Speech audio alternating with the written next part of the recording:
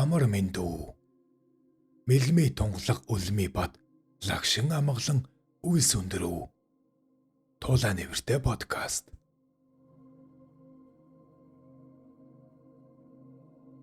Өглөө голсон юмыг орой гуйх. Орой голсон юмыг өглөө гуйх. Монгол ардын зүрэг.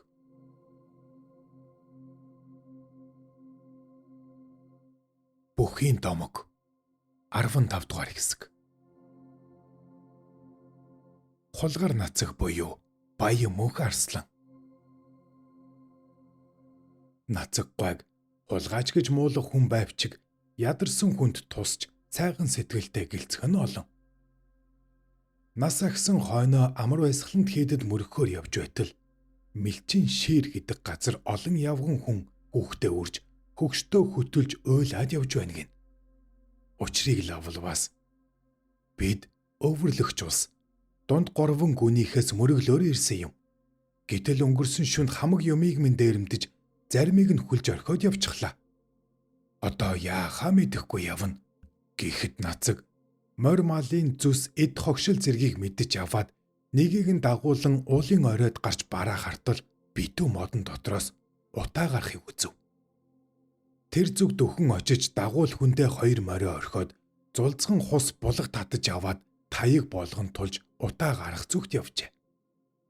Модны чөлөөгөөр ажиглахад мөргөлчдийн алдсан морь мал зүсээрээ байхаар нь шууд очиж овоохоо дорвоос нэгэн бүдүүн ир нацгийг хилэн харж гараа зангитэн зүгснээ ирээн иштэй том худаг харуулхад нацаг айлын ч надад болох хэрэг гэд мах чанаж байсан тогоог өөрлөө нүшгэлөхөд сайн хэр муухай чарлан гэдрэг унах үеэст гаднаас 6 хүн гүйлдэн ирэв.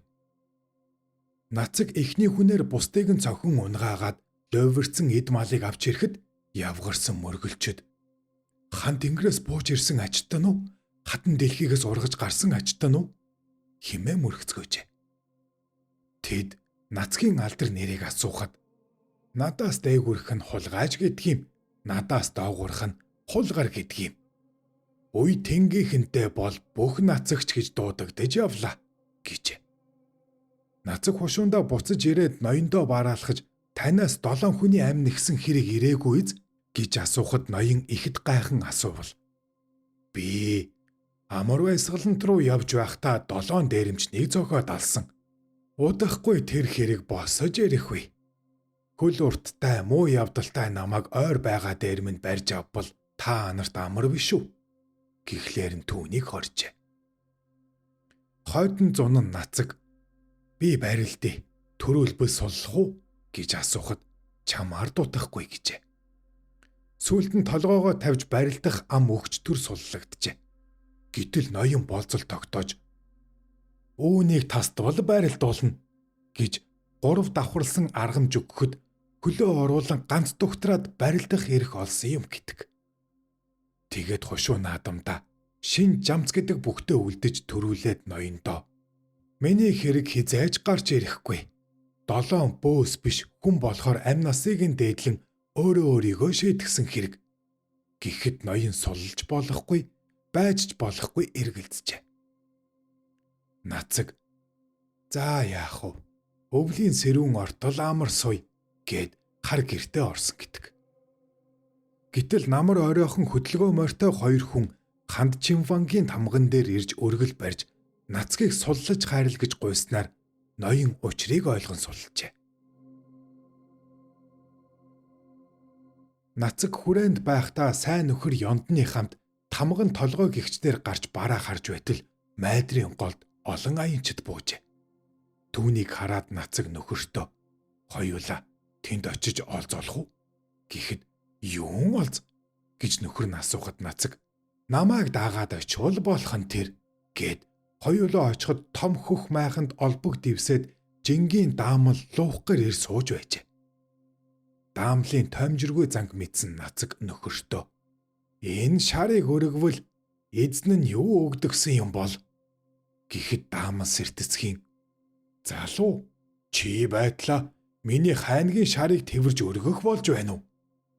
Тэгэж чадвал тэрэгтэй ачаан дээр өөрийг нь нэмээд уян дээрх жороо хүрэн морио имэйл газартаа нүгчгэд Ах нь хот оохгүй хүн гэжээ. Нээрээ юм бол гэд уртхан бүх аргамж авчруулад шарыг хүлж байтал Жинчид цугларч залуу хүний аа гэдэг сайхан юм да. Өргөж чадахгүй бол яах болж байна гэхэд яах юу байх вэ? Намайг нас тоолон ороолгоорой. Би 25-та, нөхөр минь 23-та. Нийлүүлээд 48 ороолгосон ч болно гэжээ. Нацаг шарийнхаа цээжин доор орж хүлсэн аргамжнаасаа татан сэв хийтэл өргөж даамлын майхныг тойрч тэргэн дээр авчирхад Жинчид мэл гайхаад бие-биесээ харж байжээ. Ёндоо шараа хөллөөд хөдөл. Би морой эмээлээд хойноос ч очие доо. Гэхэд эзэн ир юу ч хэлэлгүй араас нь явган даагаж явснаа. Эр хүн хэлсэн амандаа гэдгийм. Чи амандаа хүрч би алдлаа.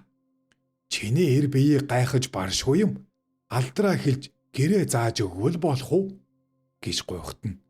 Намайг Ханд Чин Вангийн хулгар нацаг гэдэг. Гэд гэртээ харахад даамал даган очиж ачааг буулгалцсан өгч заяын гигэний албад болохоо танилцуулаад буцахт нь нацаг. Эрийг бүү бас далайг бүү янд гэдэг үгийг хэлээд эвгүй санагдаад байвал танд юмыг чинь буцааж өгсөн ч болно шүү. Гэхэд нэгэнт өгсөн юмыг буцааж авах хэрэггүй. Харин холын надад хөл дүүжлэх юм өгвөл боллоо гэжээ. Тэгэхдээ мөнгөн эмээл хазаартаа хүрэн морой та унаад яв гэд цолбуурыг нь атгуулсан гэдэг. Хулгар нацаг нас тогтож явахдаа одоогийн Сэлэнг аймгийн баруун бүрэн орчинд суурьшиж дөрвөн хантай гэр хідэн ямаатай ядуулаг аж төрж байлаа. Нутгийн нэг баяныхаас нүүх ачлаг гуйхад тэргэнд сайн сураагүй соёолн шар яажгаа тэрэг хоёр өгчээ. Оройхон саагалтын газраас нөгөө айлын зүг том юм үүрсэн хүн ирж яваа харагдана.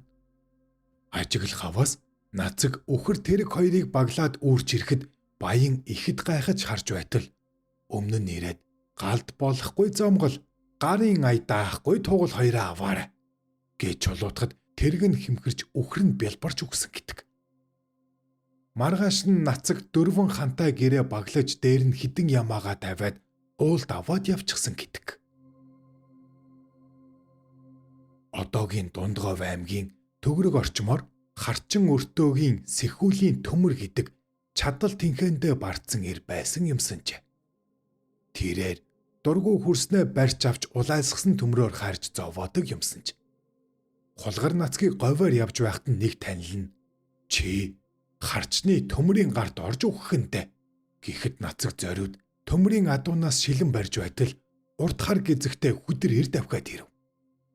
Хаа газрын нусхаа хүү энэ хүрээд уснаас минь морио усалж унган хүлгийг минь ногтолж байна уу? Үйл чин татчихлээ гэд уургаараа нацгийг цогхоход тоож дугралгүй мордийг ногтолж байв. Төмөр дахин зөгхөд нацаг уургаас нь докторваас төмөр тэр доороо газар харуулдан унжээ. Тэгэхэд нацаг төмрийг янгантал хүж гизгийг нь ард тийш нь чанга татаж бүсэнд нь сойгоод ус руу удтал толгоогоор нь шумбуулан ам өчгийг нь асууж одоо үүнээс хойш түүнээс цааш муу муухай явдал гаргахгүй гэсэн тангараг өг гэд тангараг авцсны эцэст төмрийн хід захиураар тамхи асаан толгой дээр нь дутуу татсан тамхиныхаа галыг цохиж байсан гэдэг.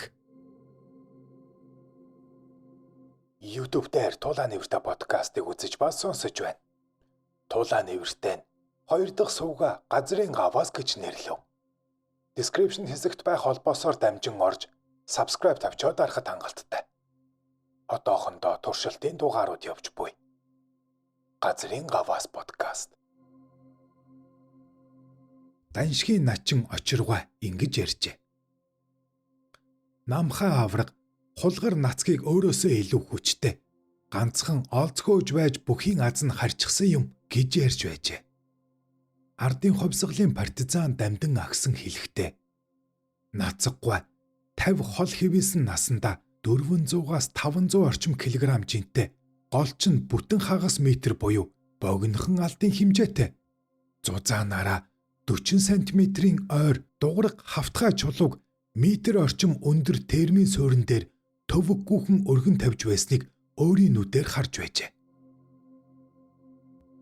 Нацаггүй Сэлэнг аймгийн нутаг Эвэн бургалтай гол химээх газраас бата химээх бүсгүй гэргий болгон авч өрөх босхон бүл нэмэн амьдарч нэг охин 4 хүүтэй болов. Ганц охиноо Дэндв гэдэг айлд үргүүлжээ.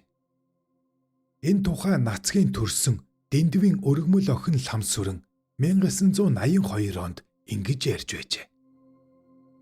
1905 оны үед Самбэсийн хошууны залуу ир Дуугийн Дэндв нутгийнхаа үзэсгэлэнт бүсгүй дашхандад хайр сэтгэлтэй болж улмаар ханилан суужээ. Гэтэл хошуу засаг ноён Ламсүрэн дашханд бүсгүйг үзмэгт сэтгэл алдаж эрэх тушаал хэрэгэм зэрэгтэй эрэмшин шууд булааж авахар занал хийлсэн учраас залуу хос орон нутгаасаа орхон босчээ. Тэнд орхон туулын бэлчэрт ирж нутаглан сууршиж гэр орон мал хөрөнгөтэй болж тогтуухтай амьдран аж төрж байв. Гэвчиг Дэндв дашханд нарын нас 40 шахаж өр зүрхэндээ инхрийлэх өөрийн гэсэн үр хүүхэдгүй сэтгэл гондуухан явдаг байлаа. 1915 оны 100 Дэндвийг эрвгэр сэрвгэр модтой уулын хэр дагаж хоноо хариулан явтал сэвэлзэг салхитай сэрвэн дээр сагсгар модны сүудэрт эмээлтэй эмээлгүй хоёр сайхан хээрмөр толгой хайлан дүүхэлцэж байжээ. Үүнийг хармагц энэ лав сайн ирийн унаа биз эзэнтэй нь уулзъя байз гэсэн бодол төрөөд шуудхан явж очижээ. Дэндвийг ойртон очиход ханхар том хар хүн дээлээ тайлж дивсээд булгаар богцоо дэрлэн хурхирч байв. Хажууд нь цагаан бүкст лонхтой арх мөнгөн аяг харагдах юм. Дэндв дэрэгдэн зогсож жаахан хүлээзэснээ тэссэнгүй. Балгах дуртай учир архинаас нэг аяг хийгээд уугаад сууж байтал унтаж байсан хүн сэрж мэд мэдлцв. Богцноосоо хоньны чансан тарган мах гаргаж дайлаад энэ тэрийг ярих зур Дэндвийн нэрийг мэдэж өөрийгөө Нацаг гэж танилцуулав. Дэндв энэ хүн чинь Дайчин вангийн хулгар Нацаг байх нэ гэж дотроо бодтол. За өхөө гэр чинь холов. Амны цангаа гарахгүй байна. Танаад очвол чи аяг цайны мэдлэлтэй ирв үгүй юу гэж асуужээ. Тэгэхэд Дэндв таныг манахаар ороод гарвал баярлах байна. Одоо мордох уу гэлээ. Ингээд тэр хоёр мордож Дэндвинд очижаагтай шаргал цай чануулж уух зураа ийхүү ярилцав. Нацаг асуужээ. Та наах олон хүүхэдтэй юу гэж асуусанд Дэндв дашханд нар үр хүүхэдгүй хувь заяандаа гомдож явдгаа нийн үгүй ярьжээ. Тэгтэл Нацаг зайлуул. Саяхан манай эхнэрээс нэг охин төрсөн юм. Охин гихгүй бол түүнийг авахгүй юу? Эхнэр маань залуу хүн дахиад төрнөз. Хангалын ноён худагт лам өргөж авъя гэхээр би өгөөгүй юм гэж хэллээ. Дэндв дашханд хоёр ихэд баярлаж тэр намраа сарын сайныг саатан хүлээж өдрийн сайныг өнжин хүлээж Нацгийн охин Ламсүрэнг ёс төртөө үрчлэн авсан ажээ. Ийхүү шилийн сайн эр Нацаг ядарч зовж гутарч гунхарч яваа хүмүүст ямагт тусалж урам хайрлахыг хичээдэг өөрөвч зөөлөн эндэрэн хайрлах сэтгэлтэй нэгэн байжээ. Харин Нацаг Арслангийн үр хүүхдүүдээс гайхам чадалтай бүх төрөөгүй юм гэдэг. Хулгар Нацаг буюу Баян мөнх Арслан 60 гаруйхан наснда хан хорвоогоос хальж түүнийг орхон туул нутгийн хонгорын овоо хэмээх газар хөдөөлүүлсэн гэдэг.